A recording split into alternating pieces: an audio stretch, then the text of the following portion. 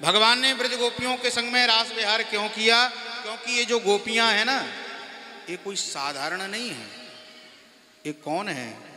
बोले पूर्व जन्म में भगवान के जितने अवतार हुए, उन अवतारों में भगवान ने वरदान दिए थे, वो सब के सब ब्रज की गोपियां बनी। कौन कौन से अवतार तो बताते हैं संत जन। राम अवतार हुआ राम जी का। जनकपुर में जब जानकी से विवाह करने गए और जानकी मैया से विवाह करके जब चलने लगे तो राम जी की सुंदरता पर जनकपुर की सारी कन्याएं मोहित थीं, तो वो भी साथ साथ चलने लगी। राम जी ने पूछा, आप सब कहाँ आ रहे हैं?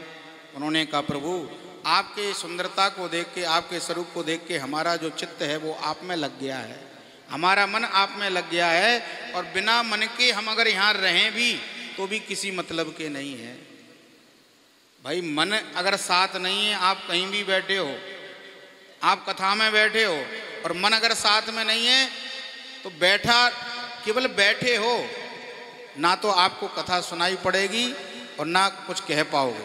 हाँ, कई बार होता है किसी से बात आप कर रहे हो, सामने वाला कुछ कहता है और आप कुछ सोचने लग जाओ, आपके मन में कुछ और चल रहा हो, तो सामने वाला क्या कह गया सुनाई नहीं पड़ा, तो बाद में पूछते हैं, हाँ जी क्या कहा?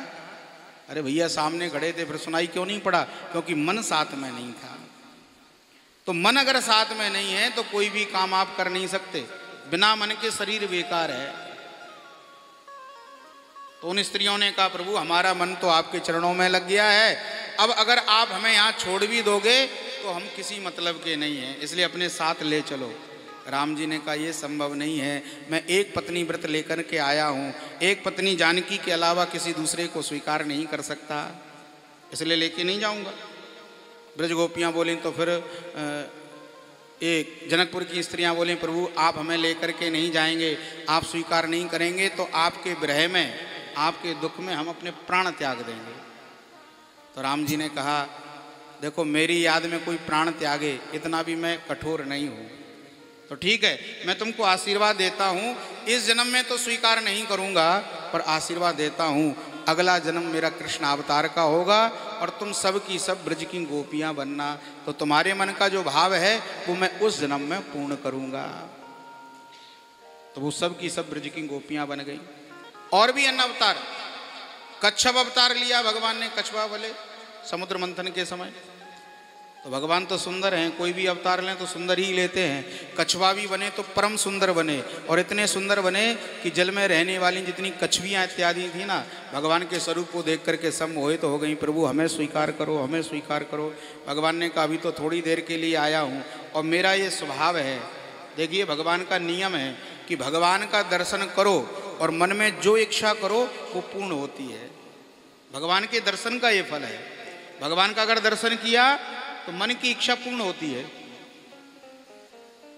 तो जो कछुइयाँ इत्यादि थी उनके मन में भाव आया कि प्रभु हमें स्वीकार करें, तो भगवान ने आशीर्वाद दे दिया, इस जन्म में तो नहीं, पर अगला अवतार जब कृष्ण अवतार का होगा तो सब ब्रज की गोपियां बन जाना।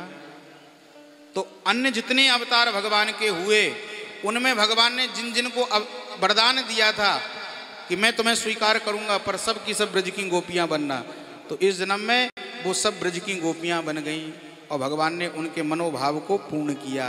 तो आप ही बताइए, अपने भक्त को वरदान देना और उसको पूरा करना, ये भगवान का धर्म है कि अधर्म? धर्म है। मान लीजिए आपने भगवान की प्रार्थना करी और आपने भगवान से कुछ मांगा, आप भगवान के भक्त हैं, आपने ठाकुर जी से कुछ मांगा और ठाकुर जी ने आपको दे दिया, तो ये धर्म है कि अधर्म? ये तो धर्म है, अधर्म की कोई बात ही नहीं है इसमें।